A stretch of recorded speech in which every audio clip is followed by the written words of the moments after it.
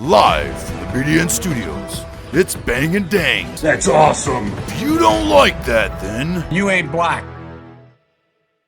August 1st, 1876, Hickok was playing poker at Nuttall & Mann Saloon No. 10 in Old Deadwood, North Dakota, Dakota Territory. When a seat opened up at the table, a drunk man named Jack McCall sat down to play. McCall lost heavily. Hickok encouraged McCall to quit the game and go get some breakfast, right? And he gave him money for breakfast. Just clowning his dude. He was like, just, all right, man, that's enough. Although McCall accepted the money, he was apparently insulted. The next day, Hickok was playing poker again. Of course he was. He was usually sat with his back to a wall so he could see the entrance, but the dude was an addict, and the only seat available when he joined the game was a chair facing away the door, and he's like, whatever. I could wait for like an hour for it to open up, but I won't. Well, he asked twice another man at the table, Charles Rich, to change seats with him, but Rich said, nah, man, I'm doing good right here.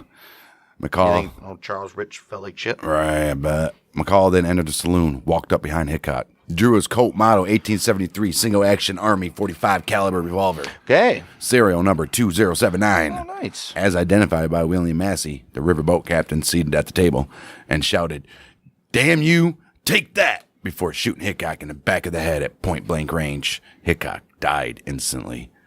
The bullet emerged through his right cheek and struck Massey in his left wrist.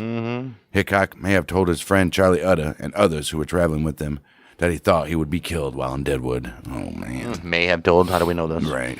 Hickok was playing 5-card stud or 5-card draw, whichever one you want to say, when he was shot. He was holding 2 pairs, black aces and black eights, although there is some dispute as to the suit of one of the aces, diamond versus spade. And those were his up cards, which has since become widely known as the dead man's hand. The identity of the 5th card, which is his whole card, is a subject of debate. They say people said it was like a 10 or something. Yeah, something like that. McCall's motive for the murder is a subject of speculation, largely concerning McCall's anger at Hickok's having given him money for breakfast the day before, after McCall had lost heavily and been humiliated by old Wild Bill. McCall was summoned before an informal miners' jury, which was an ad hoc local group of miners and businessmen.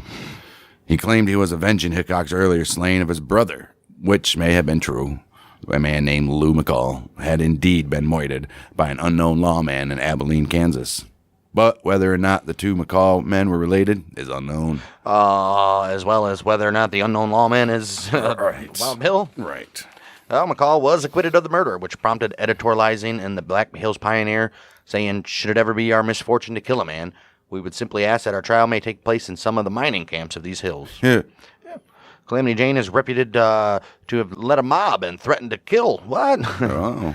Led a mob that threatened McCall with lynching, but at the time of Hickok's death, Jane was actually being held in military authorities. Oh, wow. Well, she was doing some dumb shit, huh? Right. After bragging about killing Hickok, McCall was rearrested.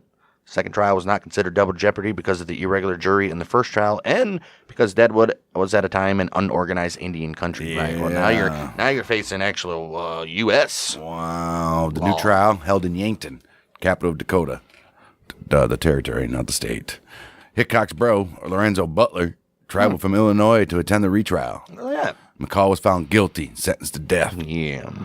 Leander Richardson, which is a reporter, interviewed McCall shortly before his execution and wrote an article about him for the April 1877 issue of Scrivener's Monthly. Lorenzo Butler Hickok spoke with McCall after the trial and said McCall showed no remorse. In that magazine, it was written, as I write the closing lines of this brief sketch, word reaches me that the slayer of Wild Bill has been rearrested by the United States authorities and after the trial has been sentenced to death for willful murder. He is now at Yankton, D.T., Dakota Territory, awaiting execution.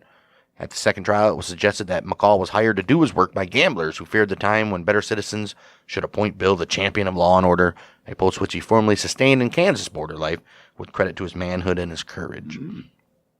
Jack McCall was hanged March 1st, 1877, and buried in a Roman Catholic cemetery. The cemetery was moved in 1881, and when McCall's body was exhumed, the noose was found still around his neck. Wow.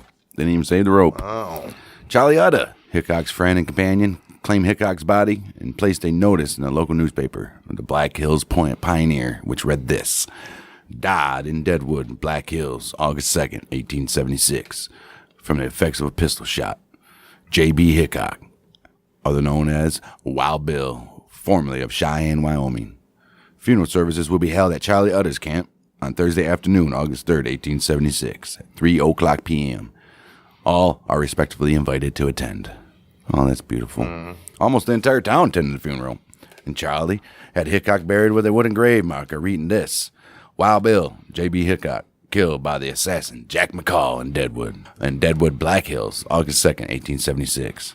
And it said this on the bottom: Pard, we will meet again in the happy hunting ground, to part no more. Goodbye, Colorado Charlie. See each other. Aw. Well, he's not saying goodbye, Colorado Right, Charlie. he's saying goodbye, Colorado Charlie. See each other. It's on his gravestone. Like, we want that there, dude. Jeez.